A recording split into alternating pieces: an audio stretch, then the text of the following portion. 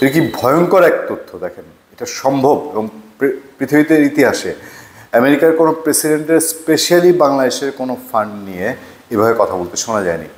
এবং বাংলাদেশ নিয়ে আমেরিকার অত যে একেবারে আমেরিকার প্রেসিডেন্ট সরাসরি কোনো স্পিচ দিচ্ছেন এটা শোনা যায় না। বাংলাদেশের রাজনীতির শক্তিশালী করার জন্যে আমেরিকার আগের সরকার বাইডেন প্রশাসন শত শত কোটি টাকা ব্যয় করেছে এবং দুজন মানুষের কাছে আমাকে দিয়েছে। কারা সেই মানুষ?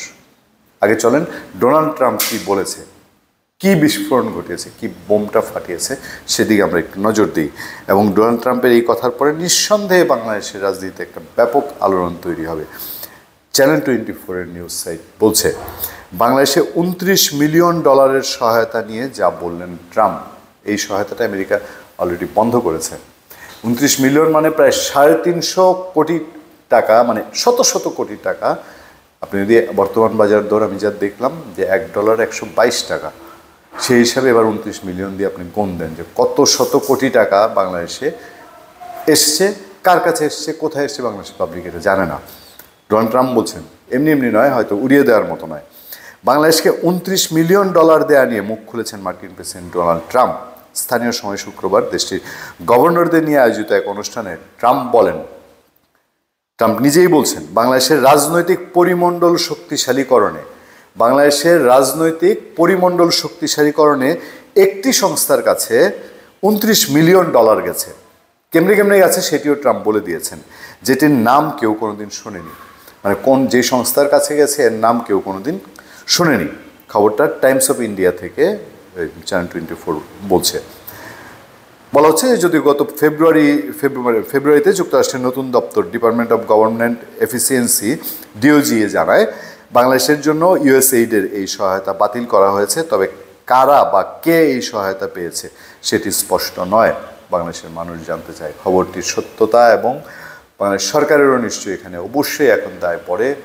তাদের উচিত জানানো যে বাংলাদেশের রাজনৈতিক শক্তিশালীকরণে কে আমেরিকা থেকে এত কোটি টাকা আনলো এবং কী ঘোড়ার ডিমের বাংলাদেশের রাজনীতির শক্তিশালীকরণ হয়েছে। যে কথাটি ডোনাল্ড ট্রাম্প বলছেন যে রাজনৈতিক পরিমণ্ডল শক্তিশালী করতে বাংলাদেশের নাম বেঁচে শত শত কোটি টাকা বাংলাদেশে নিয়ে এসছে, আর বাংলাদেশের রাজনৈতিক পরিমণ্ডল শক্তিশালী হয়েছে না কি হয়েছে দেশের মানুষ তো টের পাচ্ছে। ট্রাম্প বলেন, রাজনৈতিক পরিমণ্ডল শক্তিশালী করতে বাংলাদেশকে $29 মিলিয়ন দেওয়া হয়েছে।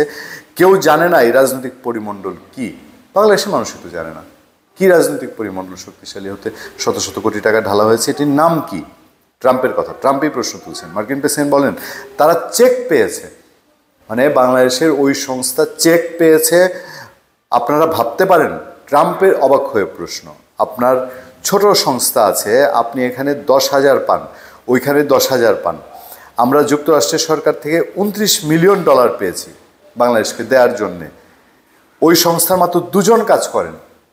যে সংস্থা $29 মিলিয়ন পেয়েছে তাদের মাত্র 2 জন কাজ করে। আমি মনে করি তারা খুবই ধনী। ট্রাম্প জানেন নিশ্চয়ই যে কারা সেই 2 জন, কারা সেই 2 জন। আপনাদের মনেও কি নানান প্রশ্ন জাগছে? আমাদের মনে প্রশ্ন জাগছে, সেই 2 জন কে হতে পারে? ট্রাম্প বলছেন কয়েকদিন পর মহান ব্যক্তি হওয়ার জন্য বড় কোনো ম্যাগাজিন তাদের ছবি প্রকাশ হবে। এরপর আরেকটা প্রসঙ্গ এসছে, এটাও খুবই এর সাথে একেবারে রিলেটেড প্রশ্ন, যে ভারতের নির্বাচনে ভোটার উপস্থিতি বাড়াতে যুক্তরাষ্ট্র $21 মিলিয়ন ব্যয় করেছে বলে মন্তব্য করেছেন প্রেসিডেন্ট ডোনাল্ড ট্রাম্প। এটা নিয়ে খুব হুলস্থুল চলছে ইন্ডিয়ায়। এই মন্তব্য নিয়ে ভারতের রাজনীতিতে উত্তাপ দেখা দিয়েছে।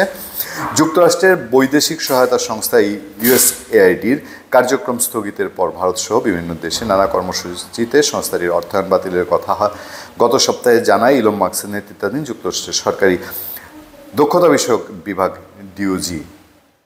এরপর ভারতে অর্থ ব্যয় নিয়ে ওই বক্তব্য দেন প্রেসিডেন্ট ট্রাম্প। যাই হোক, ভারতে যা হয়েছে না হয়েছে, বাংলাদেশে এত টাকা কে কোথায় ঢেলেছে, কোথায় খরচ করেছে, নিজের গাঁটে রেখেছে মনে তো হয় না। তাহলে আরও নিশ্চয়ই, যেহেতু ট্রাম্প এটুকু বলেছেন, তার প্রশাসন দিয়ে হোক বা সংবাদ মাধ্যম হোক, নিশ্চয়ই বের করবে কার কার পকেটে গেছে, কে সেটা কোথায় বিতরণ করেছে বা করেনি। এসব প্রশ্নের উত্তর নিশ্চয়ই বাংলাদেশের রাজনীতিতেও ঘুরে বেড়াবে।